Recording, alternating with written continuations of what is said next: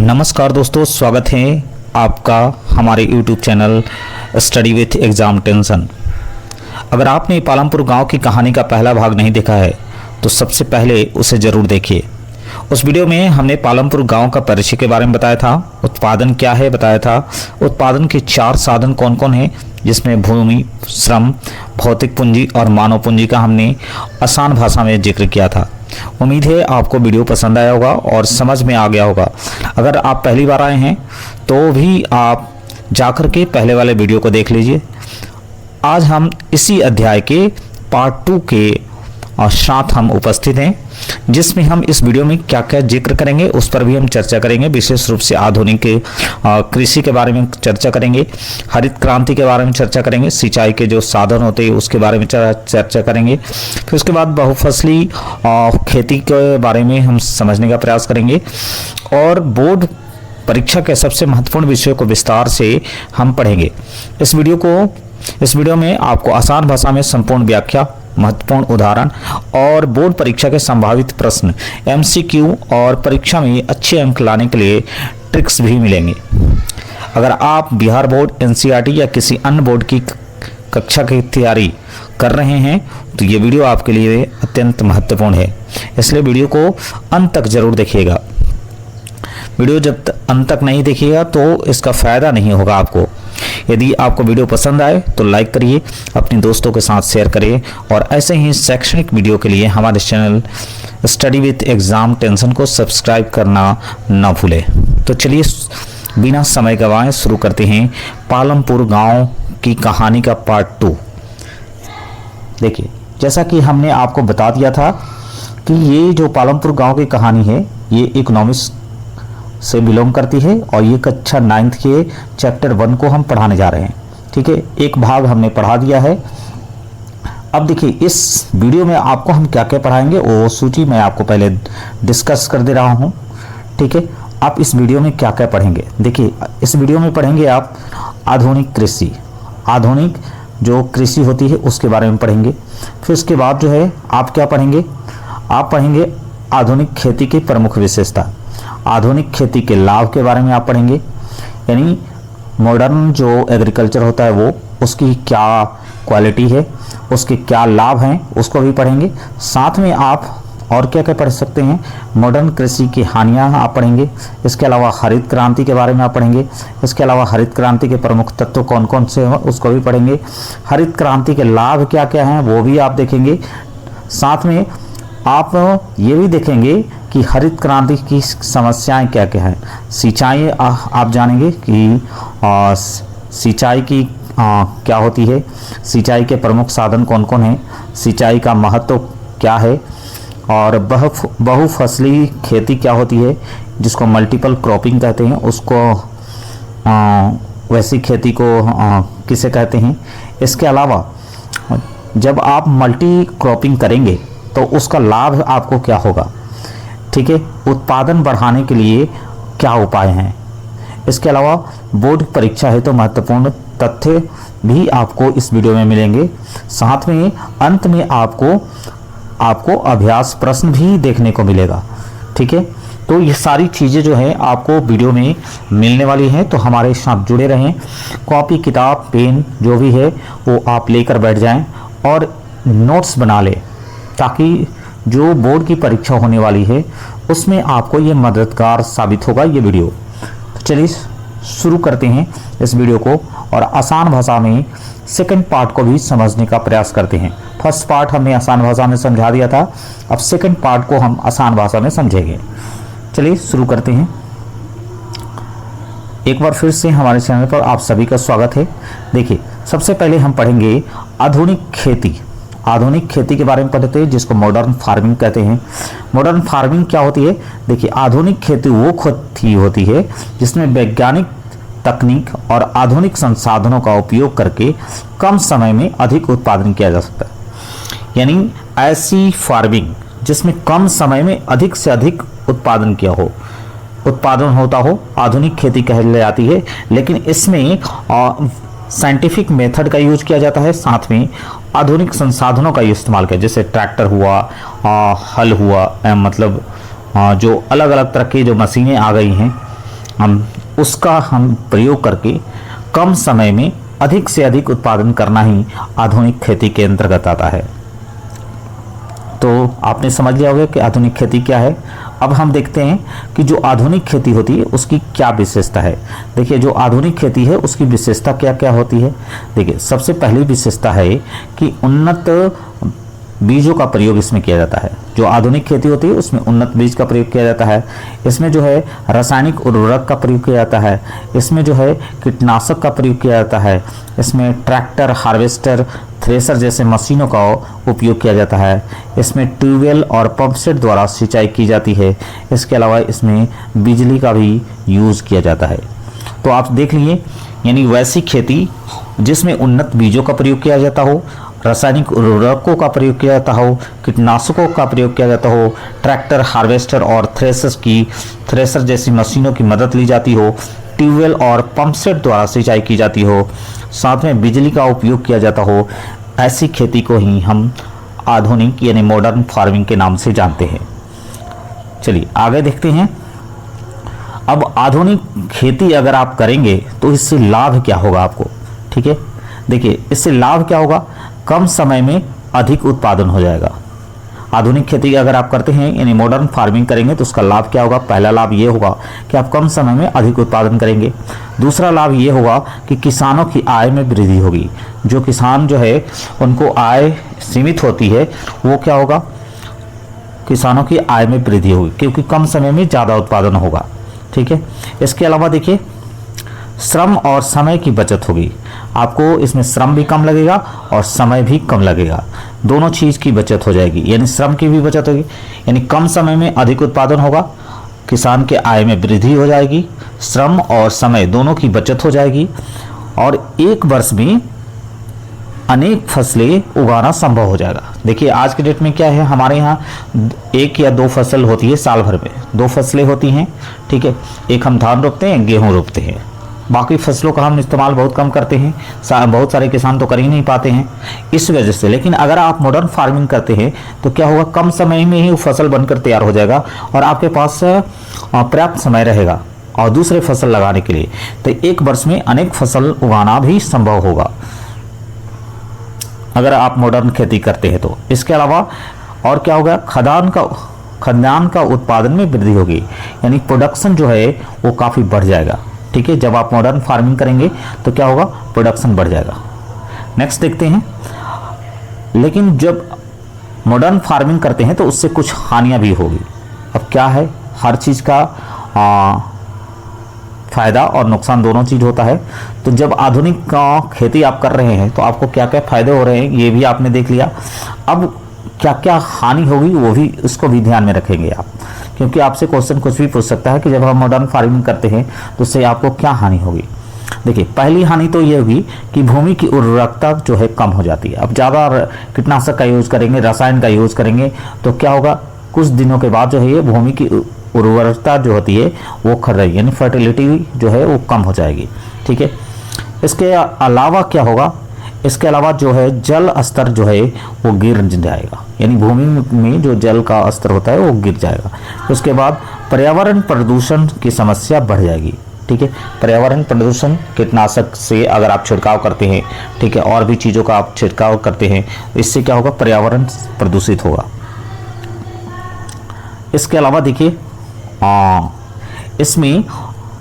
इससे एक और चीज़ क्या होगा, रासायनिक खादों पर निर्भरता बढ़ जाएगी, यानी ज़्यादा से ज़्यादा आप केमिकल का इस्तेमाल करेंगे। उससे और भी हानियाँ क्या है कि आप केमिकल ज़्यादा इस्तेमाल करने से आज के जो फूड होते हैं उसमें केमिकल ज़्यादा होने की वजह से, पहले जो फूड होते ऑर्गेनिक तरीके से बनाए जाते थे और आज के फूड जो है वो केमिकल चीज़ों का इस्तेमाल करके बनाए जा रहे हैं, जिसकी वजह से हमारे शरीर का स्वास्थ्य पर बुरा असर पड़ रहा है, ठीक है। लोग बीमार पड़ रहे हैं, तरह तरह की बीमारियों से ग्रस्त हो रहे हैं। तो ये जो है मॉडर्न फार्मिंग का सबसे बड़ा नुकसान है, देख लिए। अब आगे बात कर लेते हैं। देखिए, मिट्टी की गुणवत्ता प्रभावित होती है। हमने कहा कि मिट्टी जो है आगे उसकी फर्टिलिटी जो है कम हो जाएगी। अब इसके अलावा देखिए, अब हम नेक्स्ट टॉपिक बात करने जा रहे हैं। वो नेक्स्ट टॉपिक है हमारा हरित क्रांति, ग्रीन रिवोल्यूशन। ग्रीन रेवोल्यूशन आपसे पूछता है, ये क्वेश्चन इंपॉर्टेंट है और ये पूछता है ग्रीन रेवोल्यूशन क्या है। ग्रीन रेवोल्यूशन हम समझने का प्रयास करते हैं। तो देखिए, ग्रीन रेवोल्यूशन होता क्या है? कहा कि उन्नत बीज, क्या है? कहता है कि उन्नत बीज, सिंचाई, रासायनिक उर्वरक और आधुनिक मशीनों के प्रयोग से कृषि उत्पादन में तीव्र वृद्धि को ही हरित क्रांति कहते हैं। ठीक है, अभी हमने कहा था कि मॉडर्न फार्मिंग क्या है, तो उन्नत बीज, सिंचाई, रासायनिक उर्वरक, आधुनिक मशीन का इस्तेमाल करके जो खेती की जाती है वो हो गया आपका मॉडर्न फार्मिंग। लेकिन इससे फार्मिंग से उत्पादन में अचानक वृद्धि होगी और अचानक वृद्धि होने की वजह से, ठीक है, जो तीव्र वृद्धि होती है इसी को हम ग्रीन रेवोल्यूशन का नाम से जानते हैं, जिसको हरित क्रांति, यानी आपके गेहूं, विशेष रूप से गेहूं के उत्पादन में इसी वजह से, इसी क्रांति की वजह से हम आत्मनिर्भर बन सके।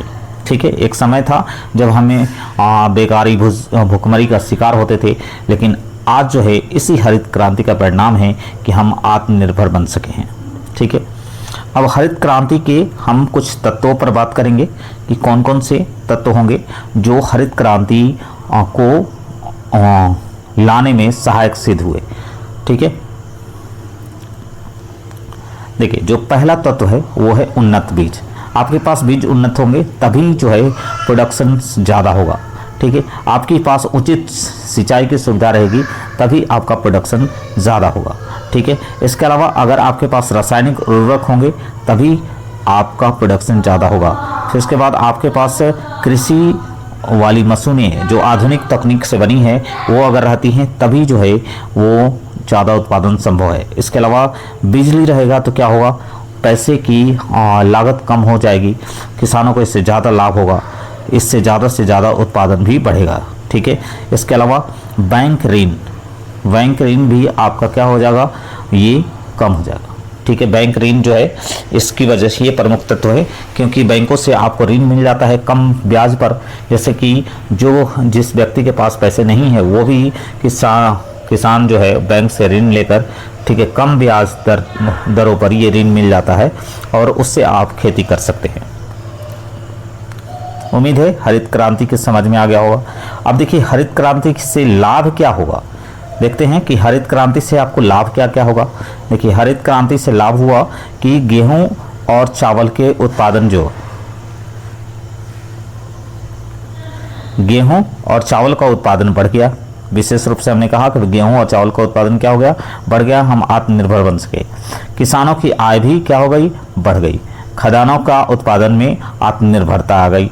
ठीक है, और रोजगार के अवसर भी बढ़ गए। ठीक है, ये हरित क्रांति के लाभ है। आपसे अगर क्वेश्चन पूछता है कि बताइए हरित क्रांति से क्या लाभ हुआ, तो गेहूं और चावल के उत्पादन में वृद्धि हो गई, किसानों की आय बढ़ गई, खाद्यान्न उत्पादन में आत्मनिर्भरता आ गई और रोजगार के अवसर भी उपलब्ध हो गए। ठीक है, ये हरित क्रांति के लाभ है। अब हरित क्रांति के कुछ समस्याएं भी है, उसको भी देखेंगे। हमने कहा कि जब आप गुण देख रहे हैं तो उसके अवगुण को भी हम समझने का प्रयास करेंगे। इससे क्या नुकसान है वो भी देखिए। देखिए इससे क्या होगा कि छोटे किसानों को कम लाभ होने लगा। ठीक है, हरित क्रांति से क्या हो गया, बड़े बड़े किसानों को बहुत ज़्यादा लाभ होने लगा।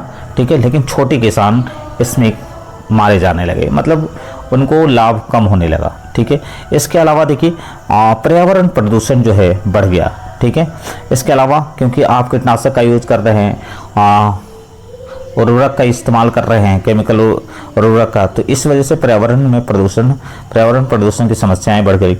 इसके अलावा भूमिगत जल का अत्यधिक दोहन हो गया। अब नीचे से, क्योंकि बिजली का आप इस्तेमाल कर रहे हैं तो नीचे से जो है भूमिगत जल को बिजली के माध्यम से ज़्यादा निकलने, पहले जो है सीमित मात्रा में निकलते थे, सीमित मात्रा में ही पटाया जाता था, लेकिन अब जो है भूमिगत जल का अत्यधिक दोहन हो गया। बिजली के आने से भूमिगत जल अत्यधिक दोहन होने लगे। फिर उसके बाद जो है एक और नुकसान ये हो गया कि मिट्टी की गुणवत्ता जो है उसमें कमी आ गई। ये हरित क्रांति के नुकसान हैं। नेक्स्ट टॉपिक हमारा देखते हैं। नेक्स्ट टॉपिक है हमारा सिंचाई, जिसको इरिगेशन कहते हैं। देखिए इरिगेशन में क्या है, सिंचाई हम पढ़ने जा रहे हैं, तो आप सवाल उठता है सबसे पहले कि आपसे कोई भी पूछेगा कि सिंचाई क्या है, सवाल उठेगा आपसे कि सिंचाई है क्या। तो देखिए क्या है, सिंचाई क्या कहलाता है, फसलों को कृत्रिम रूप से पानी उपलब्ध कराने की जो प्रक्रिया होगी उसी को क्या कहते हैं, सिंचाई। यानी फसल को अपने आप नहीं पटेंगे, क्या होगा, एक तो वर्षा के माध्यम से अपने आप पड़ते हैं, लेकिन क्या कहते हैं, कृत्रिम से पानी उपलब्ध कराते हैं हम, ठीक है, उसी को हम सिंचाई कहते हैं, ठीक है। अब पालमपुर गांव की हम पढ़ रहे हैं, तो पालमपुर में सिंचाई के वो कौन कौन से साधन आपसे पूछ सकता है कि पता ही, पालमपुर गांव जो है एक नॉर्मल गांव नहीं था, बल्कि क्या था, अन्य गांवों से अलग गांव था, क्योंकि यहाँ अधिकतर जो है सुविधाएं उपलब्ध थी, ठीक है। तो यहाँ कहता है कि पालमपुर में सिंचाई के प्रमुख साधन क्या था। तो देखिए पालमपुर में हमने बताया था कि पालमपुर एक आम गांव ना होकर के, देखिए वहाँ क्या था, ट्यूबवेल था। बहुत कम ऐसे गांव हैं जहाँ ट्यूबवेल पाए जाते हैं। वहाँ जो बिजली का से चलने वाले पंप थे, यानी जो भी पंप था वो बिजली से चलते थे, इस वजह से ज़्यादा खेती हो पाती थी, ठीक है। नेक्स्ट देखिए, अब सिंचाई क्या है आप समझ चुके हैं। अब सिंचाई का महत्व आप समझिए कि सिंचाई का महत्व क्या है, ठीक है। सिंचाई अगर आप पढ़ रहे हैं तो देखिए सिंचाई का पहला महत्व ये है कि इससे क्या होगा, इससे होगा कि वर्षा पर निर्भरता कम हो जाती है। किसान जो है बारिश पर निर्भर करते हैं, ठीक है, वो सोचते हैं कि अब बारिश होगी तो आप फसल उपजाएंगे। इससे क्या होगा कि अगर आपके पास साधन उपलब्ध रहेंगे, आपके पास बिजली रहेगा, आपके पास ट्यूबवेल रहेगा, ठीक है, आपके पास बिजली वाले पंप रहेंगे, बिजली आज के डेट में 24 घंटे उपलब्ध है, तो इससे क्या होगा कि वर्षा पर निर्भरता आपकी क्या हो जाएगी, कम हो जाएगी, ठीक है। इसके अलावा उत्पादन जो है आपका बढ़ता रहेगा, उत्पादन जो है बढ़ेगा, क्योंकि सिंचाई जब आप करेंगे तो फसल को पर्याप्त मात्रा में सिंचाई उपलब्ध होगी तो उत्पादन अच्छी होगी। तो इसके बाद बहुफसली खेती करना संभव होगा। एक ही खेत में अदल बदल के फसल लगाना, वो फसल चक्र हो गया। और बहुफसली होता है कि एक ही खेत में आप चना भी रोपे हुए हैं, उसी में मटर भी रोपे हुए हैं, ठीक, उसी में सरसों भी रोपे हुए हैं। तो इस तरह के बहुफसली खेतों का खेती करना संभव हो जाएगा, ठीक है। इसके बाद जो है सूखे की स्थिति में भी खेती की जा सकती है। अगर मान लीजिए पूरा ड्राई मौसम हो गया, ठीक है, बारिश नहीं हो रही है, सूखा जैसा स्थिति है, उस स्थिति में भी अगर आपके पास सिंचाई का साधन उपलब्ध रहेंगे तो किसान खेती कर सकता है। इससे क्या होगा कि जो वर्षा पर निर्भरता भी कम हो जाएगी और सूखे की स्थिति भी उत्पन्न नहीं होगी। किसान ड्राई स्थिति में भी खेती कर सकता है। चलिए नेक्स्ट करते हैं। देखिए नेक्स्ट हमने बात किया कि बहुफसली खेती क्या होती है, मल्टीपल क्रॉपिंग। अभी हमने जस्ट जिक्र किया था कि मल्टीपल क्रॉपिंग क्या है। देखिए जब एक ही खेत में एक वर्ष में 2 या 2 से अधिक फसल उगाई जाए तो उसे ही बहुफसली कहते हैं। एक ही खेत में एक वर्ष में 2 या 2 से अधिक फसल अगर उगाई जाती है तो उसे बहुफसली खेती कहते हैं। मतलब हमने कहा कि आप चना भी बोए हैं और उसमें आप मटर भी बोए हुए हैं, तो एक साथ 2 फसल 2 या 2 से अधिक फसल लगाए, उसमें सरसों भी बोए हुए हैं, तो एक साथ कई फसल का एक समय में ही उगाया जाना, ठीक है, बहुफसली खेती कहलाती है। अब बहुफसली खेती का देखिए, बहुफसली खेती का आपका लाभ क्या क्या होगा। देखिए पहला लाभ ये होगा, ठीक है, कि इससे क्या होगा, भूमि का अधिक उपयोग होगा, ठीक है। आप जो है सीमित संसाधन में ही आप ज़्यादा से ज़्यादा उत्पादन कर पाएंगे, ठीक है। आप देखिए खेत आपके पास सीमित है, लेकिन अगर आप उसी खेत में आप एक साथ 3 फसल उगाते हैं तो आपको 3 तरह के फसल आपको प्राप्त हो जाएंगे, ठीक है, वो भी कम समय में, क्योंकि आप आधुनिक तरीके से कर रहे हैं। दूसरा देखिए किसानों की आय में वृद्धि हो जाएगी, ठीक है, कम समय में होगा तो किसान की आय भी वृद्धि होगी। फिर उसके बाद अधिक उत्पादन प्राप्त होगा, ठीक है। इससे क्या होगा कि चूंकि आप मॉडर्न फार्मिंग कर रहे हैं, इससे क्या होगा, उत्पादन भी आपको अधिक प्राप्त होगा, ठीक है। अब उदाहरण के लिए हमने आपको बता दिया था कि उदाहरण के लिए देखिए धान है, गेहूं है, सब्जी है। सब्जी देखते हैं, सब्जी हम लगाते हैं, एक साथ कई सब्जियां लग जाती हैं। अब देखिए उत्पादन बढ़ाने के उपाय। उत्पादन के हमने 4 साधन आपको ऑलरेडी पहले से बता दिया था, जिसमें आपको हमने बताया था कि भूमि होता है, श्रम होता है, ठीक है। इसके अलावा जो है फिजिकल कैपिटल होता है जिसको भौतिक पूंजी बोलते हैं, और फिर उसके बाद जो है मानव पूंजी होता है, ठीक है। और फिजिकल कैपिटल में भी हमने 2 तरह के बताया था, ठीक है। एक बताया था क्या, फिक्स्ड, और एक बताया था आपको क्या, एक बताया था आपको वर्किंग कैपिटल, ठीक है। जो फिक्स हैं, यानी जो एक बार खरीद लिया और बहुत दिनों तक अगर आप इस्तेमाल करें तो उसको फिक्स कैपिटल, और जिसको आप एक वर्ष में या कुछ समय के बाद जो है वो समाप्त हो जाते हैं, वो आपका वर्किंग कैपिटल हो जाता है, ठीक है।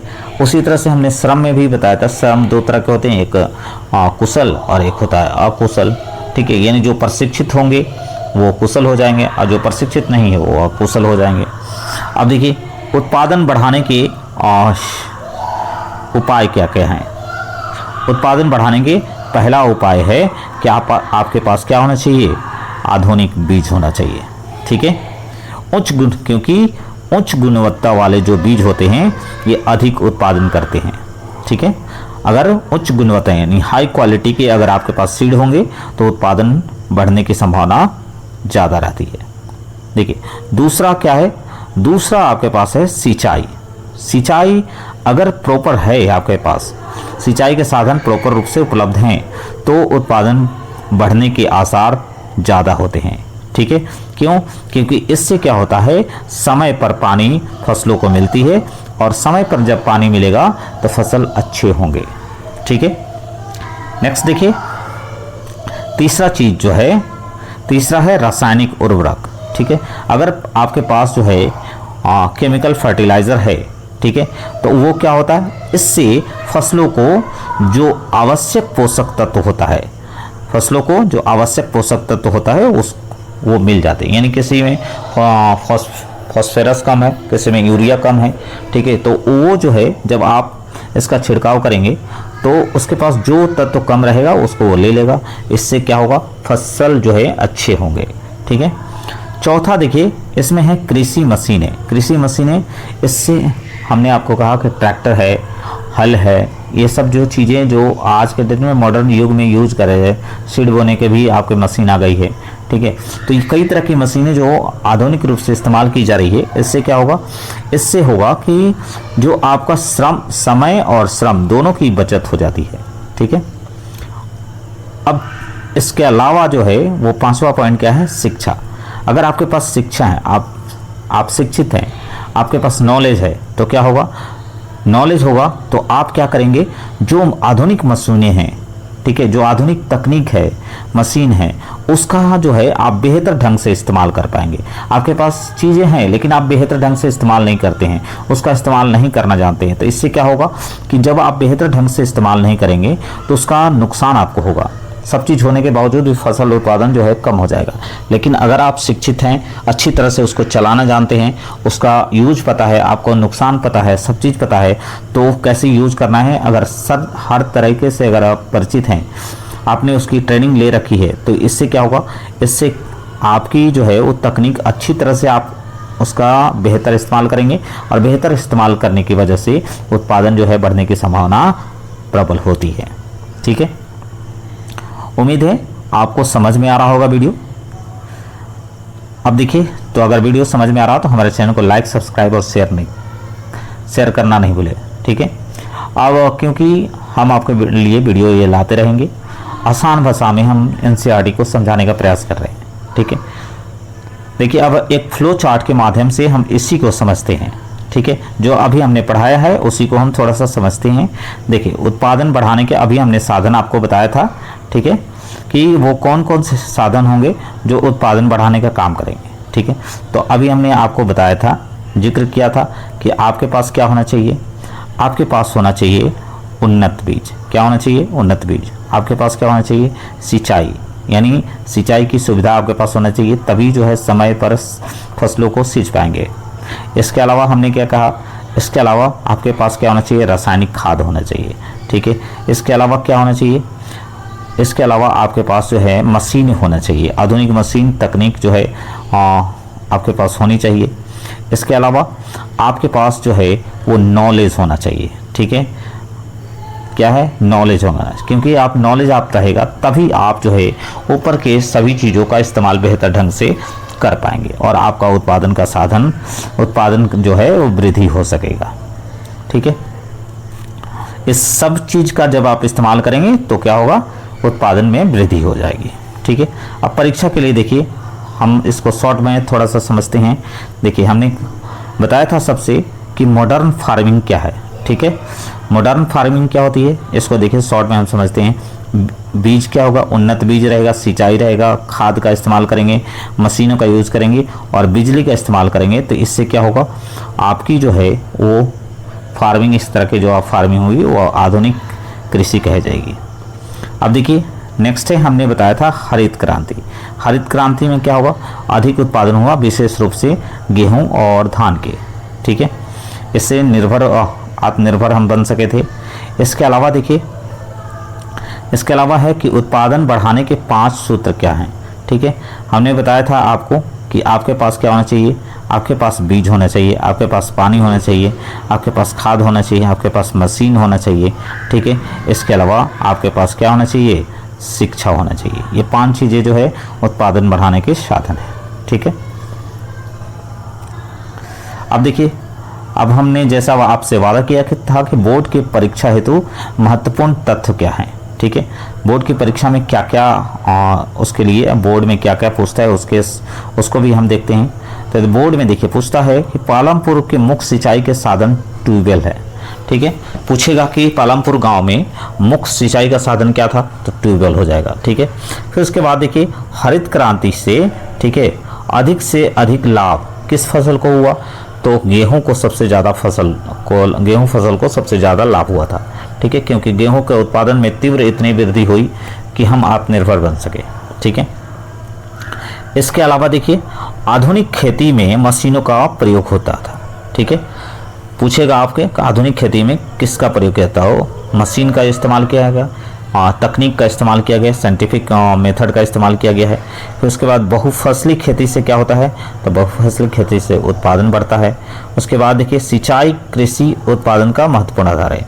देखिए जो हमने बताया था कि ये मेन जो है उस फसल किस पर डिपेंड करेगा, सिंचाई पर, क्योंकि सिंचाई जो है अगर समय से आप नहीं करेंगे तो क्या होगा, फसल उतना बेहतर नहीं हो पाएगा। इसलिए सिंचाई का पर्याप्त साधन आपके पास उपलब्ध होना चाहिए, ठीक है, अगर फसल को आप अच्छे करना चाहिए। अब कुछ अभ्यास प्रश्न को भी हम देखते हैं। सबसे पहले हम देखते हैं क्या, अगर आपने वीडियो को अच्छी तरह से देखा होगा तो आपको पता चल गया होगा कि जो हरित क्रांति है उसका मुख्य उद्देश्य क्या है, ठीक है। हरित क्रांति का मुख्य उद्देश्य क्या था कि जो है जो विशेष रूप से गेहूं और धान की फसलों में तीव्र गति से वृद्धि करना, ठीक है, जिससे कि हम आत्मनिर्भर बन सके। दूसरा देखिए पालमपुर में सिंचाई का प्रमुख साधन क्या था, अभी जस्ट हमने बताया था कि ट्यूबवेल जो है वहाँ का प्रमुख साधन ट्यूबवेल था। फिर उसके बाद बिजली के पंप वहाँ अवेलेबल थे, इस वजह से पालमपुर जो है और सिंचाई की अच्छी सुविधा उपलब्ध थी और उत्पादन अच्छा होता था, ठीक है। अभी हमने ये बताया बहुफसली खेती क्या होती है, आपको अच्छी तरह से पता होगा कि एक ही खेत में कम समय में 1 से 2 या 2 से अधिक फसलों को लगाना ही बहुफसली खेती होती है। नेक्स्ट क्वेश्चन देखिए आधुनिक खेती में किन किन साधनों का उपयोग किया जाता है, ठीक है। जो आधुनिक खेती होती है उसमें क्या इस्तेमाल किया जाता है, उसमें उन्नत बीज का इस्तेमाल किया जाता है, ठीक है। उसमें क्या किया जाता है, उर्वरक का इस्तेमाल किया जाता है, उसमें जो है और क्या इस्तेमाल किया जाता है, साइंटिफिक मेथड का यूज़ किया जाता है। इसके अलावा जो है आपके पास जो है मशीनों का इस्तेमाल किया जाता है। इससे क्या होगा, श्रम और समय दोनों की बचत हो जाती है और उत्पादन भी आपको बेहतर होता है, ठीक है। फिर उसके बाद देखिए आपको आधुनिक खेती के सबसे बड़ा लाभ क्या है, आधुनिक खेती के सबसे बड़ा लाभ क्या होगा, सबसे बड़ा लाभ ये होगा कि किसानों की आय बढ़ जाएगी, उत्पादन भी बढ़ जाएगा, कम समय में आप ज़्यादा से ज़्यादा फसलों को लगा पाएंगे, ठीक है, किसान भी खुश रहेगा, ठीक है, और हम आत्मनिर्भर भी बन सकेंगे। इसके अलावा देखिए ये क्वेश्चन जो है आपसे पूछता है, आप पूछेगा कि हरित क्रांति पर संक्षिप्त टिप्पणी लिखें। तो हरित क्रांति के बारे में हमने आपको बता दिया था कि हरित क्रांति क्या है। उसके बाद जो है अगर आपने वीडियो को अच्छी तरह से देखेंगे तो आप हरित क्रांति पर संक्षिप्त टिप्पणी आसानी से लिख पाएंगे। इसमें आप लिखेंगे कि हरित क्रांति क्या है, हरित क्रांति के लाभ क्या हैं, हरित क्रांति के नुकसान क्या हैं, ये सारी चीज़ लिख देंगे तो एक संक्षिप्त टिप्पणी आपकी बन जाएगी, ठीक है। इसके अलावा देखिए आधुनिक खेती में के लाभ और हानि लिखे। हमने आपको मॉडर्न फार्मिंग के लाभ भी बता दिया है और हाँ मॉडर्न फार्मिंग की हानि भी बता दिया है। हानि में जैसे हमने बताया था कि इससे क्या होता है, पर्यावरण प्रदूषित होता है, ठीक है। इससे क्या होगा, मिट्टी की जो फर्टिलिटी रेट है वो कम हो जाती है, ठीक है। पानी का जो नीचे जो है जल स्तर है वो कम हो जाता है, यानी उसका दोहन हो जाता है, ठीक है। इसके अलावा देखिए नेक्स्ट क्वेश्चन पूछता है सिंचाई का महत्व स्पष्ट कीजिए, ठीक है। हमने आपको बताया था कि सिंचाई कितना इम्पोर्टेंट रोल निभाता है फसल को, क्योंकि अगर सही समय पर अगर आप सिंचाई नहीं करेंगे तो फसल जो है वो अच्छे नहीं होंगे, ठीक है, उत्पादन आपका कम हो जाएगा। ठीक है, इसीलिए सिंचाई जो है एक खास समय पर फसलों को सिंचाई की ज़रूरत होती है और वो साधन आपके पास अवेलेबल होने चाहिए। ठीक है, इसीलिए सिंचाई का महत्व ज़्यादा बढ़ जाता है। ठीक है, तो उम्मीद है वीडियो आपको पसंद आया होगा और आप जो है ये सभी प्रश्नों के उत्तर देने में आप सक्षम होंगे। तो आज के लिए रहने देते हैं। एक और क्वेश्चन है वो भी देख लीजिए। बहुफसली खेती क्या है, इससे लाभ लिखिए। बहुफसली खेती हमने आपको बता दिया था कि बहुफसली खेती क्या होती है, इसके लाभ क्या हैं, इसके हानि क्या हैं। तो आप अगर इस पर भी अगर आपसे संक्षिप्त टिप्पणी पूछता है तो उसको भी आप लिख सकते हैं। उम्मीद है वीडियो आपको पसंद आया होगा। तो हमारे चैनल को लाइक, सब्सक्राइब और शेयर करना नहीं भूलें। हम थर्ड पार्ट के साथ पुनः उपस्थित होंगे। जब तक हम पूरा पालमपुर की जो कहानी है उसको हम लाइन बाय लाइन ख़त्म नहीं कर लेते, तब तक ये वीडियो जारी रहेंगे। धन्यवाद, आपका दिन शुभ हो।